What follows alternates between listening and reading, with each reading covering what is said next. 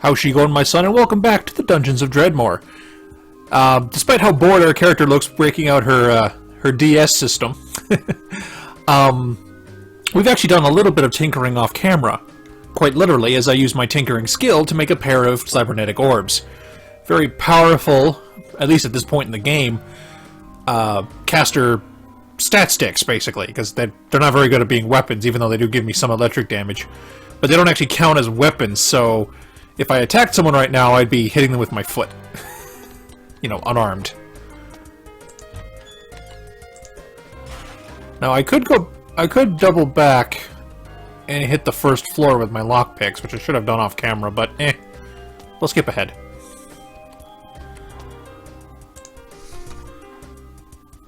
Timberbane, the all-natural blade. I mean, I can make it, but it wouldn't do me any good. Some mushrooms. Easily dispelled trap. Lots of loot. Lever that apparently did nothing. Softballs, cheese. Some more stuff. Go get him. Some loot fisk. Aw! This stupid thing happened again.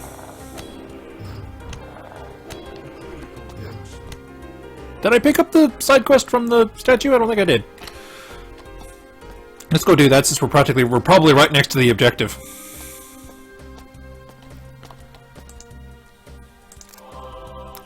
The monster Muter spawned the Harbinger of Strength must be defeated. Artifact, that thingy, must be used on Monolith. Okay. So it spawns in a rare monster. Or a more powerful monster. Have to kill it. Get the thingy, use it on the thingy. Get the chummy jigger and use it on the big chummy jigger. That's all we need to know. Come on. There we go. Going to need you to... Oh, yeah. Shit, that thing's actually kind of... Yeah, that could be a problem. Well, we'll see. Oh, yeah, we'll be fine. One of them's gonna get beat up a little bit, but I mean, it doesn't really matter.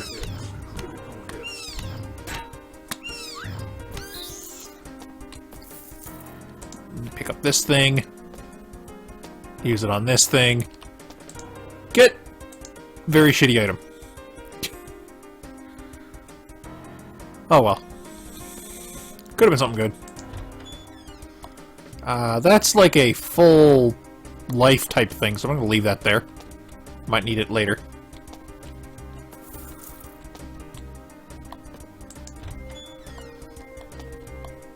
Oh. We has a store.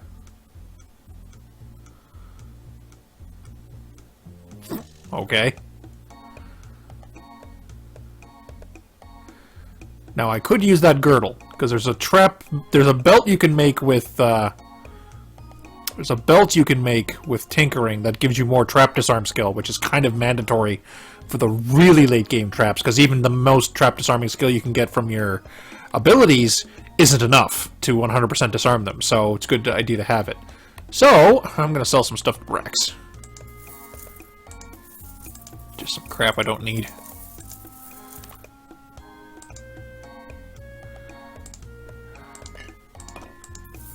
Oh! Rip Horodric Lootfist cubes, I guess. Oh well. I was trying to split up the stack, but I hit the wrong button. Oh well. Okay, now sell some other stuff from our pocket dimension. We don't need. Keep the bolts, though. Might need those in the future.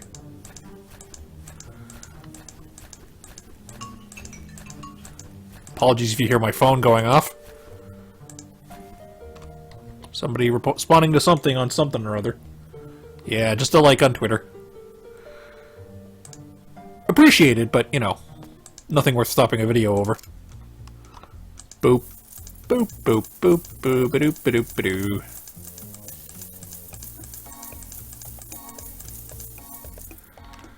Alright, so we got a decent amount of cash.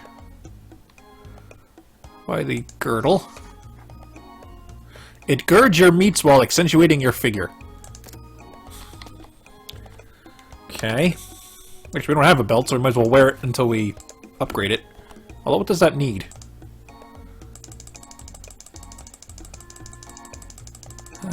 Come on, where is it? Tinkerbelt. Needs level 4, which I have. Leather girdle, which I have.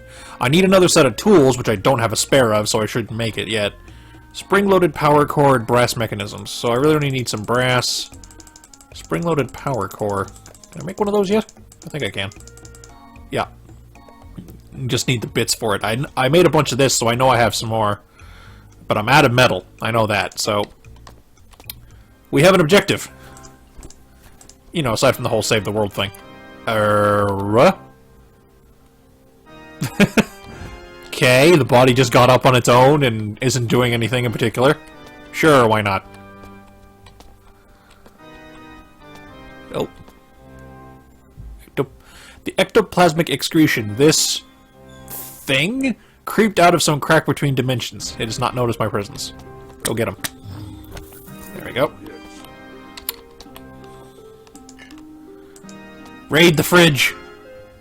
Verdant poison. Ugh, no thank you.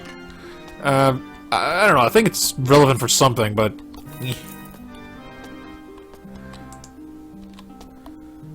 Not something you want to directly quaff.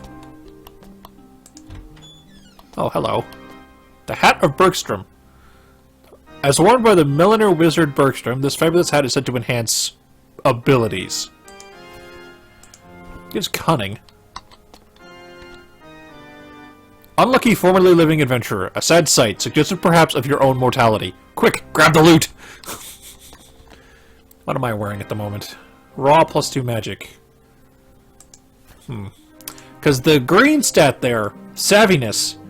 Savviness is a primary attribute of the bard and involves being clever while avoiding trouble. It affects magic haywire and sneakiness.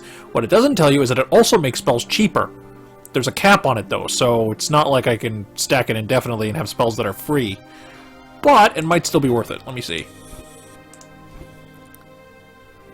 Okay, so that got lost a cost. These lost a cost, so yeah, it's worth wearing. The wand crafting skill could be relevant too, but I doubt it because I don't actually have the wand crafting skill.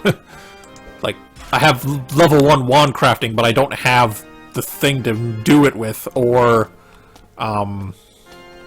any recipes. I mean, you start with a couple of default ones anyway, but...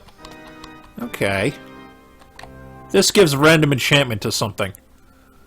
+1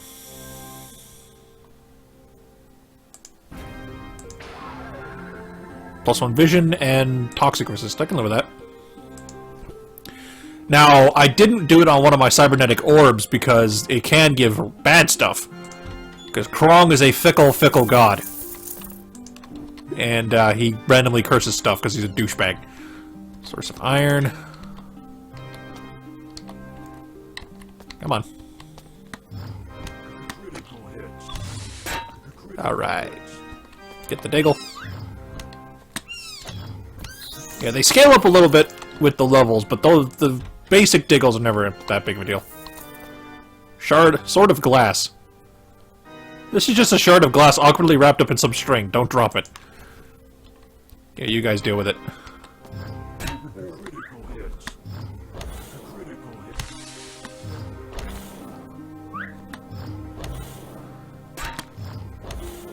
Riveting. Fortunately, this is kind of what my gameplay looks like until I get some more good spells of my own, because the Wireling is kind of the workhorse of this build. Cube of Flesh. Grave of Flex. Here lies the meat crafter named Flex. His work, too radical to be appreciated in its time, earned him the moniker Gag Flex. Right on. Cube of Flesh. It is gross, but at least it stacks nicely. This is true. And it can be ground into ground meat. Have ingredients. Bam. Actually, should grind up some of this cheese so it doesn't take up my inventory slots as much. Grave of Everdread. Here lies the foul pirate Everdread, who gave up the family occupation for calling of his dreams, rogue archaeology. He was beheaded by a giant spinning blade. That's unfortunate. There's random teleporters, but I'm not going to use them for now. They can be worth it, although some of them might just be teleporting up here, or up here, and it doesn't really help. Excuse me for one moment. Minor cut. Mother unit informing me there is dinner. I'll get it later.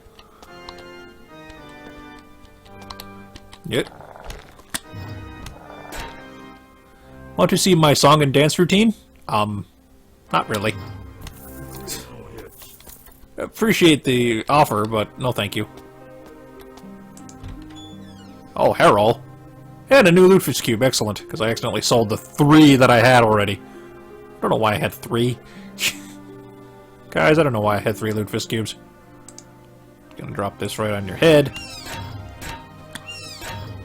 Enraged Diggle.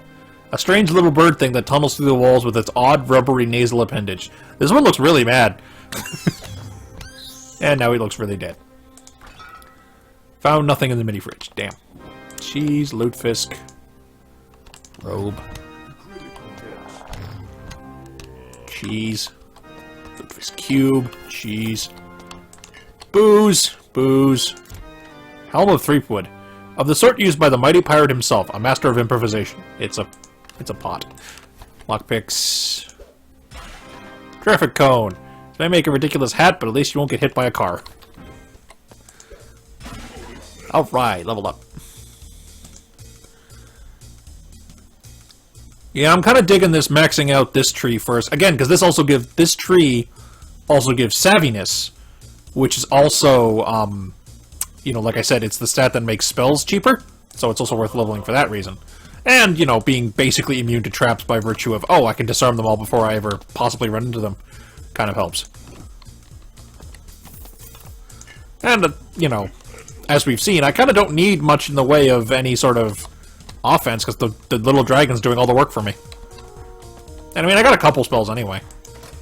Oh, secret thing open up in the other room there. Pull the lever, nothing happened. Pull the lever, nothing happened. I mean, something probably happened, but I'm, you know, I can't see it from where I'm sitting. Ooh. Burning Tome. Contains this season's top 10 hottest invocations. Iron. Booze. Lots of stuff. I definitely don't want to cast my black magic at this point because I have no dark resist anymore. And I have way more freaking, whatchamajigger. Magic damage now from the 2 orbs I equipped. So, yeah. It'll kick back on myself even harder. So it doesn't help. Probably shouldn't have bothered casting anything there. Spectacles. Oh god, what hit me? Mini curse missile. That was her. So I kind of want to... Ah! Look at me, I'm a receptionist. Okay. Now, I don't remember if I still have that mod installed that adds more lines of dialogue to the enemies. The random text that pops up. I might, which is why some of them are really interesting.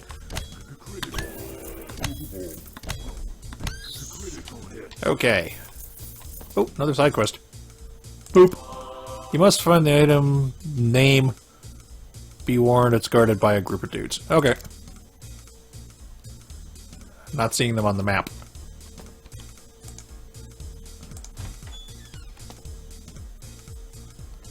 There's a shield. I could try to random teleport to it, but I don't have the patience. Food! Food machine. Oh god, no. Not eating one of those. I will grab all this, though.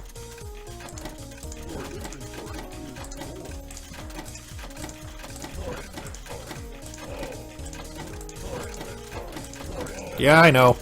Working on it. What's potato do? Makes vodka. Don't know if I need that for anything, though. I mean, it is just another liquor I can drink for mana, but I'm thinking if it crafts into anything in particular. No, it's like all the communist stuff, which I don't have the skill tree for. Yes, one of the skill trees you can be in this game is to be a communist. You get nuclear weaponry at the very end of it, which is kind of amusing. Okay, so inventory, sort, whip out the grinder, start grinding some shit up. Boop. Boop. Boop. Boop. Boop. Now, what kind of omelet did I end up buying from the machine there? It's a deep omelet. So that's the one that uses like 4 eggs. Okay. Heals for a lot, though.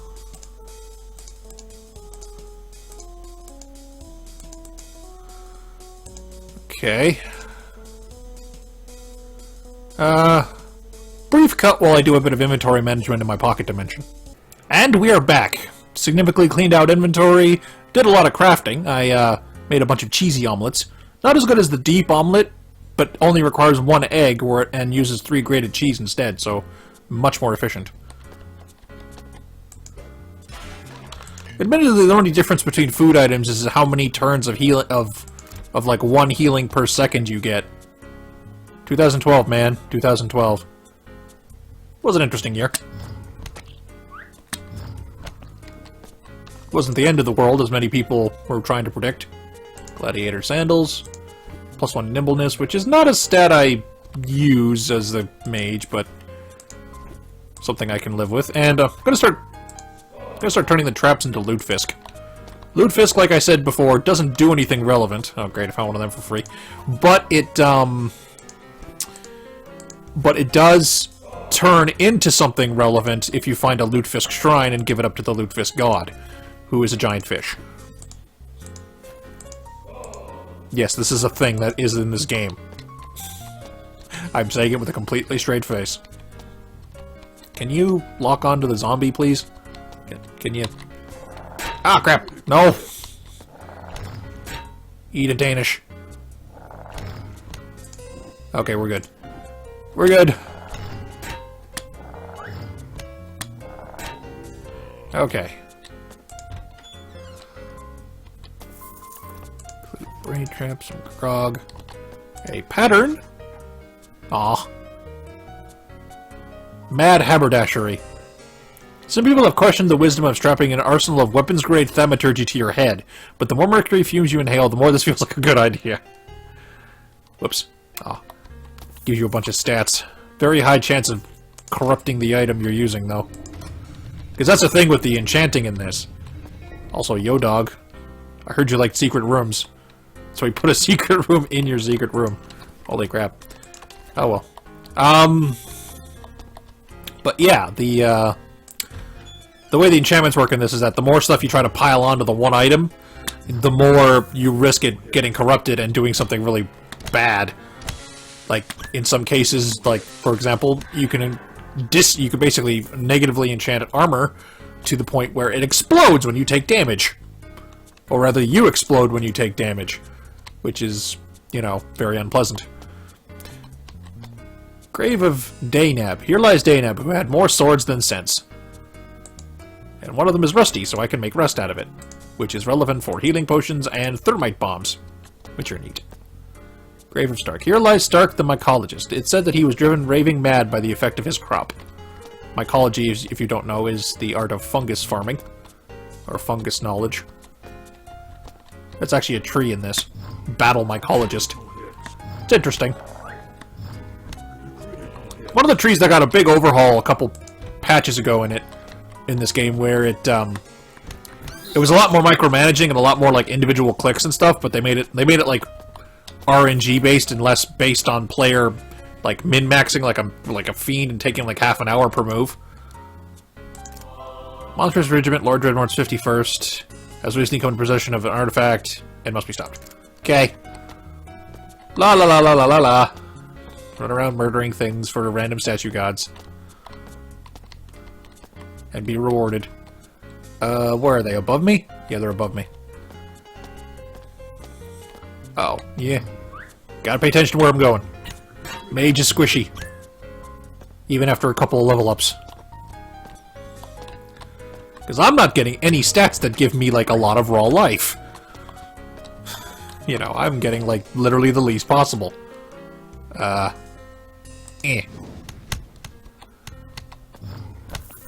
Marco! Polo. Bad respawn RNG there. It's all good, though. It's all good. Oh, crap. Again, gotta pay attention to where I'm walking. Quit hacking. I suppose if you modded this game, you'd call it hacking. Because this has Steam Workshop. Might be something I do in future runs if this game proves popular on the channel. You know, keep it going.